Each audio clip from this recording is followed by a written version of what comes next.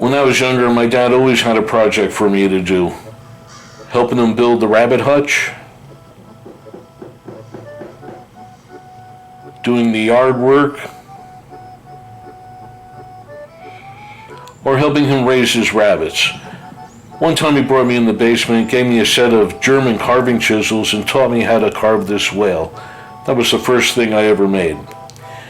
After school, my dad would pick me up and drop me off to work with some craftsmen who were retired craftsmen who used to work at the Dan Nurse factory on Manhattan Street in Stamford. He brought me there to get experience. Like this guy, Frank Abbey, he taught me carving, inlay work, marquetry work.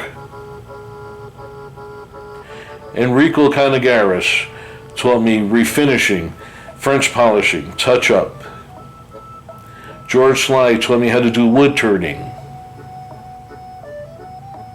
Sammy Carluzzi and my dad, both master upholsterers, both taught me how to do upholstery work.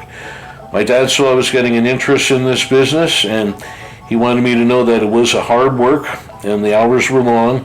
He was trying to get me interested in electronics. So I was getting interested in it, and I went to Wright Tech to learn the electronics field. This was a photo from our yearbook in 1977 with Jim Tassitano and Tim Palmer. But my first job was soldering resistors on an assembly line with 50 other guys, so I wanted something a little bit more challenging. I decided to start working with my dad full-time when I was 17 years old in this building here on Manhattan Street. It was a shack of a building. It was actually used to store lumber for the Dan Nurse factory next door.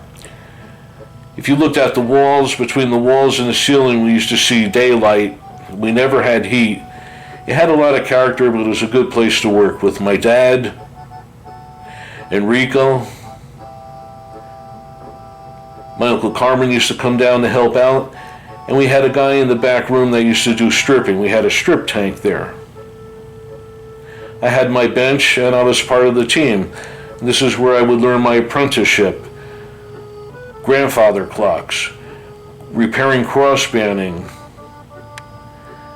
restoration of drop lid desks, touching up and finishing work. This was a camphor wood chest that I was working on. It was always something interesting to work on. In the evening, I would sometimes get together with some friends, and sometimes we used to jam and hang out and play some music.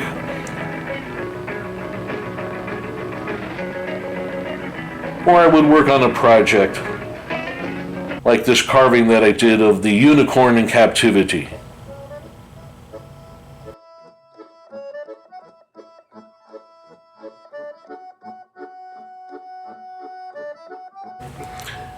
Or this copy of a medieval Spanish chapel chair.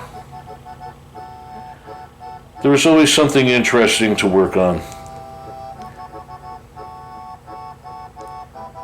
After 2 years, I earned my apprenticeship, and then I went on to eventually take over the business. But I will always remember the time I spent and the craftsmen who I worked with on Manhattan Street.